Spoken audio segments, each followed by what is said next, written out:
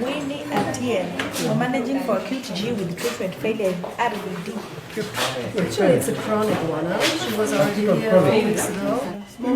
Winnie, this is a typical patient who went from one facility to another and got lost in between and finally came here to Homa Bay to get treatment. Winnie was put on ARVs 2 years ago when she was pregnant of her child.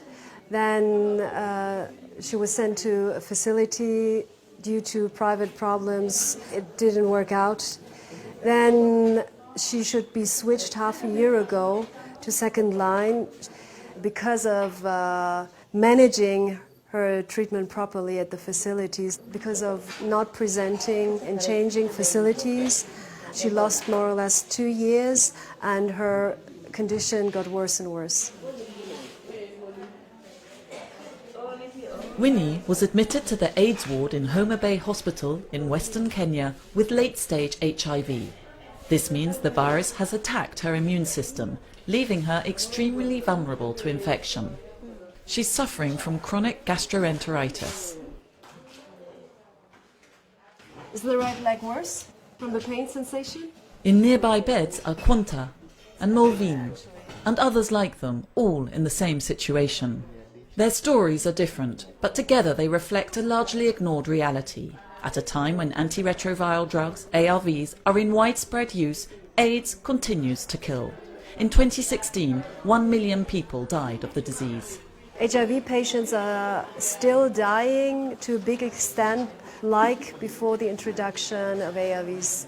ARV drugs are available, diagnostics are available. So the question is, why HIV patients are still dying?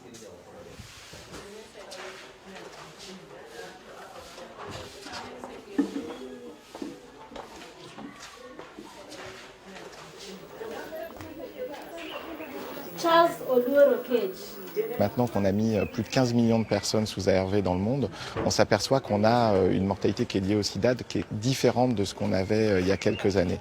C'est lié soit au fait que les gens aient interrompu leur traitement ou parce qu'ils sont en échec de leur traitement et qu'on n'arrive pas à dépister ces échecs assez rapidement. For the medical team here in Homa Bay, patients whose treatment is failing need specially tailored care. We see majority of them who already know their status, and the majority of them are already on ARVs. Either they have been on ARVs for a long time and they are failing, or they have been on ARVs and they defaulted, adherence problem, and therefore they have gotten opportunistic infections. And this is a challenge in the world. The primary aim of most HIV programs today is to put as many people as possible on treatment. This is based on the principle that once tested and treated, they'll live for years without falling sick. But the reality is more complex. The journey ahead for people living with HIV is strewn with pitfalls. Take this woman, for example. Her husband chased her from her home.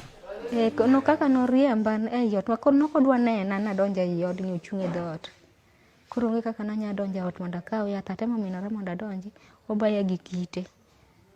Aduogo to ayudo be komera aduogo e ot to yedhe kaka achako akaw mana asebedo ng'at moro ma ok nyal naonge ngufu to mana atho gi e nungona kadok piny kocha.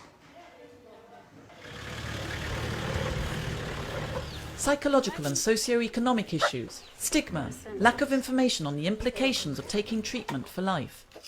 The reasons for treatment interruption or failure are numerous. Sama midekre onge to tije nitiyore mana kaka naseng'isi ni an bende ndalo mano miya yath mana konyora naparo nasechango nikech natiyo tijena. Ng'eyo nikech aparo ni samoro kisedhi maber to in kod paro ni samoro kore chango kuru ineno ni iber kaka joma moko koro ineno ni chango kare kia ni gicha to duoko mana teko gicha to kotieke flat. Another obstacle, identifying patients whose treatment is failing. The main challenge here is to obtain results as fast as possible.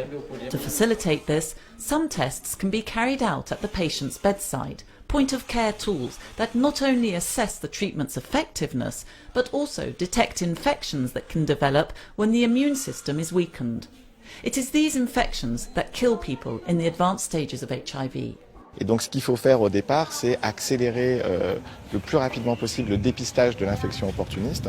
Et c'est pour ça qu'à MSF, on appelle aujourd'hui à la généralisation de nouveaux tests qui permettent d'accélérer le dépistage de la tuberculose ou d'accélérer le dépistage de la cryptococcose, qui sont deux des maladies, les infections opportunistes les plus fréquentes, pour mettre les patients les plus rapidement sous traitement.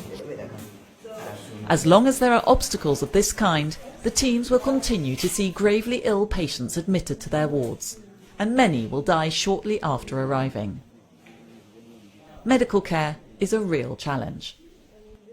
Il faut qu'on fasse trois choses à la fois, c'est-à-dire travailler sur des gens qui ont un état extrêmement faible au départ, dénutris, anémiés, qu'en plus il faut prendre en charge une infection très grave et de manière urgente, et il faut à la fois travailler sur le fait de reconstituer, de recréer les défenses immunitaires du patient.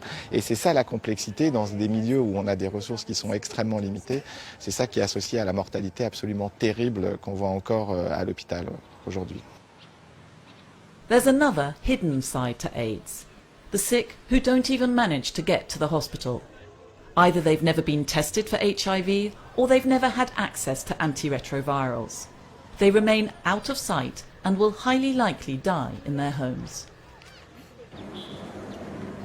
Such cases are found in countries where HIV is less prevalent, for example in Central and Western Africa. Access to HIV treatment remains limited, and people die of AIDS as much as 15 years ago, when antiretrovirals weren't commonly available. In Central African Republic, there is very little access to testing and treatment for HIV. Les patients viennent dans un état avancé de leur maladie parce que souvent, vu leur état, ils préféraient de rester à la maison parce qu'ils ne disposaient pas d'argent pour venir à l'hôpital. Au niveau du système de médecine ici, la capacité d'accueil elle est trop faible parce qu'on est obligé de libérer une patiente auquel il est un peu amélioré et de recevoir celui qui est dans un état vraiment grabataire. In these countries, what's most urgently needed is not so much identifying treatment failures and possible opportunistic infections as combating high levels of stigma, setting up mass screening campaigns and providing widespread access to drugs. We have to put her most probably on second line. To prevent and treat AIDS, medical strategies have to be adapted to include improved diagnostic tools and more effective affordable drugs, and to actively help people living with HIV to overcome the obstacles and constraints related to lifelong treatment.